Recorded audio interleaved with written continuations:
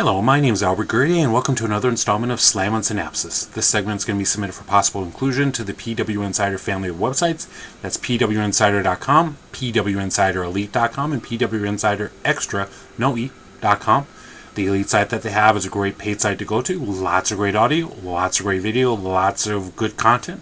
Definitely worth checking out. You may notice that I'm wearing a shirt that promotes them as well. That can be purchased through onehourtees.com.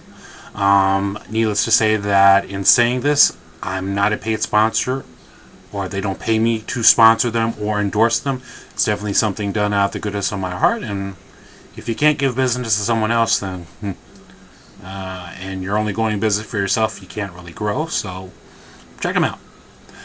So, I have a few things that we're going to go into, and hope that I don't say so anymore during the course of this video. But first thing, we're going to talk about the WWE Network. Now, if you've seen my previous segments, you know how critical I've been with the importance that they must have or must put on their network in order for it to succeed. Now, there are times that I have been critical, and then there are times that I've been positive. This is one of those positive moments. Not everything on these segments is going to be critical, but I will call out if I need to. But the WWE Network has been in existence now for about 2 to 3 months. Lots of good stuff on there. There's a lot of WWF pay-per-views, ECW pay-per-views, WCW. They recently put a lot of ECW hardcore TV shows on there. There's World Class. There's a bunch of their old school events. Those are events that were house shows that were filmed but were never really put out there for public consumption. Now, if you had things like the Z Channel or MSG or Spectrum TV, you saw those on local channels, so you kept up to date that way. But it was one of those things that they really didn't do anything outside of that, unless you saw primetime wrestling. Then you may have seen some matches from those events on the show. But they also have World Class Championship Wrestling on there as well. They've recently put out the Clash of the Champions on there. All of them, as a matter of fact. So if you need to catch up to date on your Clash of Champions, then there they are. They do have the thing that I'm happy about is that they have the Clash music on there. Now, in the Classics on Demand section, the music that they utilized was something that they put together. But I was thrilled to realize that the music that they're using is the music that was originally in place there, so it gives it more of a authentic feel to it. Now, there are times that they will have to change music for obvious reasons, for licensing purposes, because if you follow the saga a long time ago with Napster and Metallica, people wants to get paid. So a lot of times they say that the shows are uncut, but they never said it's unedited, and that's a big difference. Because while the shows are in their format, with the exception, and for obvious reasons, the Over the Edge pay-per-view with Owen Hart's death, pretty much with, I think there's a couple of more things in there that just need to be fixed in terms of originality, but everything that's on there is uncut. Now, it's, like I said, it's not to say that it's unedited, but it's broadcast to you in its original intended purposes. Like I said, for music, there's a lot of the music that was utilized was licensed out to other artists, so there's a cost that goes along with paying for the rights to utilize those songs and those music. Songs, music, same diff. You figure it out. Then they also have a show on there called Legends House, which brings together 8 legends from their past together to live together. And to be honest, when I first heard about it, I was kind of hesitant about it, but then to look at it, it has a sense of reality to it, because you see the different personalities clash and doesn't seem to be acted.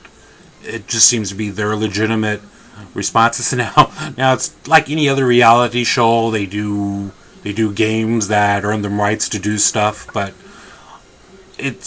there was an episode in which things got a little deep. I'll leave it up to you to watch it to see that, but it's a much better show than I originally gave it credit for. Now, they also have the NXT shows on there, and I'll discuss that a little bit later. But definitely a good way to see the up-and-coming talents as they make their way from the Florida stage to the worldwide stage. What else do they have on there? They have a lot of great specials. Matter of fact, they had a great Ultimate Warrior special. They also had a great Daniel Bryan special that showed his rise to WrestleMania. It's like if they keep this up and they keep adding material and they keep promoting it and they keep making it strong, then they definitely have a hit on their hands. They definitely have something on their hands there that could not only make the money but also satisfy the masses as well. So, but yeah, definitely worth the $9.99 a month. Currently, they're doing a $25 gift certificate offer where if you refer people, they get a gift card and you get a gift card as well. So to get in on this, if you need a referral, if you want me to refer you, drop me your email as well as your name, and we both go away winners. So once again, I'm not a paid sponsor. Keep that in mind.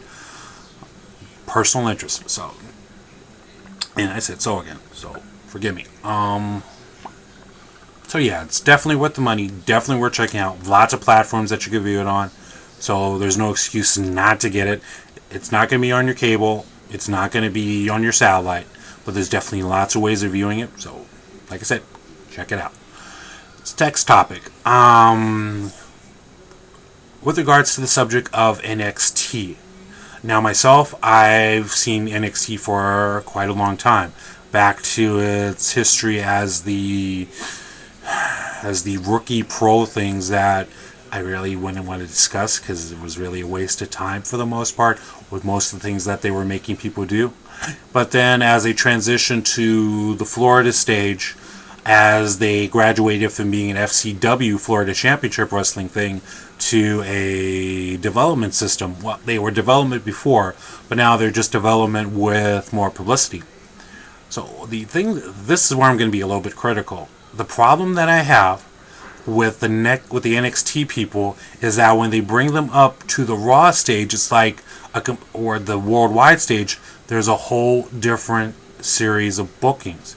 NXT, they do wonders in terms of getting the talent over. The commentators do excellent jobs at getting the talent over.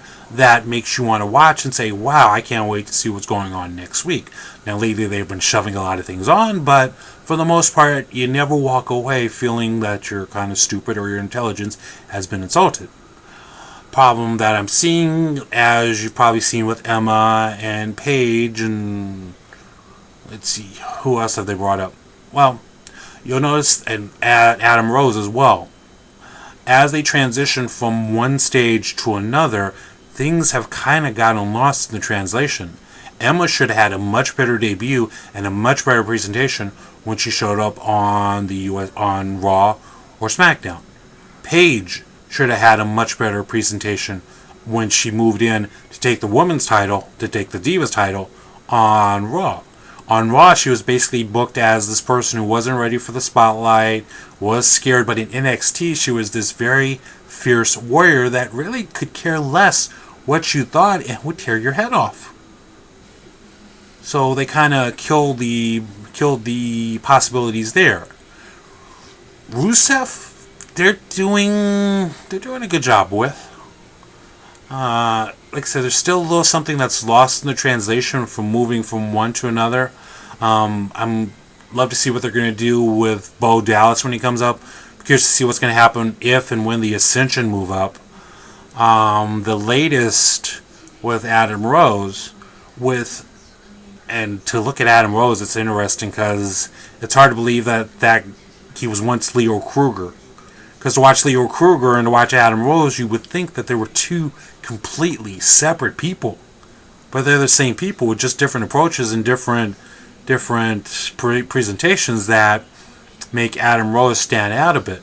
Now, when Adam Rose first debuted, he had this music that worked very well for his character.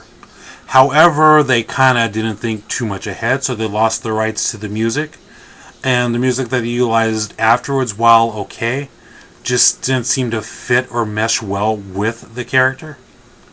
But the way they pushed him was wonderful, but now that he's on the worldwide stage, I'm curious to see how that would translate.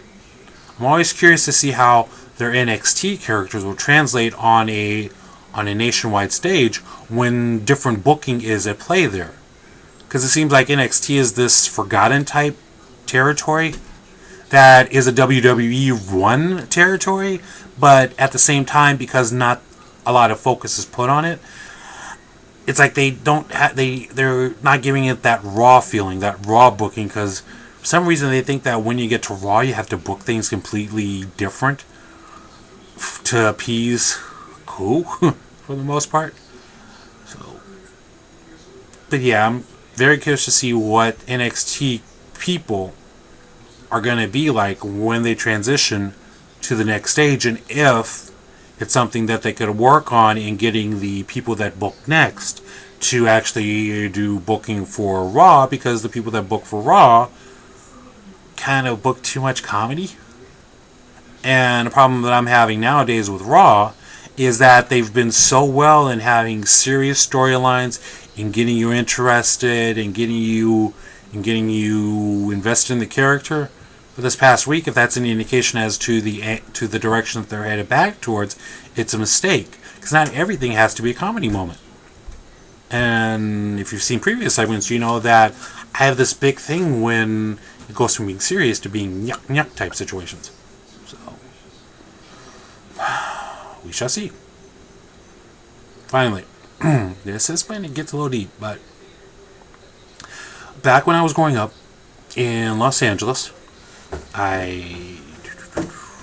and we got an unseen visitor here. Hi. Let me see if I move over here, then she doesn't star in the show. But yeah, back when I was in Los Angeles, I went to the Los Angeles Sports Arena, and there was a man by the name of Lee Marshall. Lee Marshall did ring announcing for them, and then eventually turned over the reins to Bill Robinson. And Bill Anderson, my mistake. Sometimes you get the two mixed up, but the two of them inspired me to be a ring announcer more than anything else. More than being a wrestler, I wanted to ring announce more than anything. And their approach and their character inspired me to do that. Now, I did do a couple of things in wrestling training that I realized I wasn't made for wrestling. I was made for ring announcing, and so basically I would channel the things that I learned from them in terms of being a ring announcer. Unfortunately, lately, Lee Marshall, who was also the voice of Tony the Tiger, passed away recently. So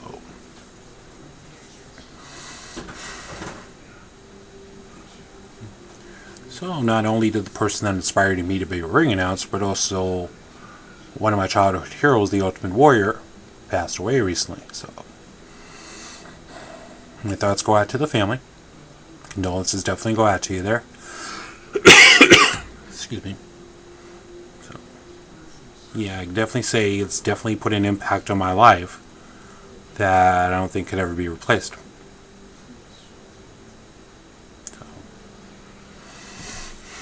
If you want to drop me a comment, feel free to do so in the box below. If you view me through YouTube, if you view me through other channels, you could drop me a comment there. If you want to send me an email, feel free to do so at agurye@yahoo.com. Be more than happy to read them and more than happy to share. So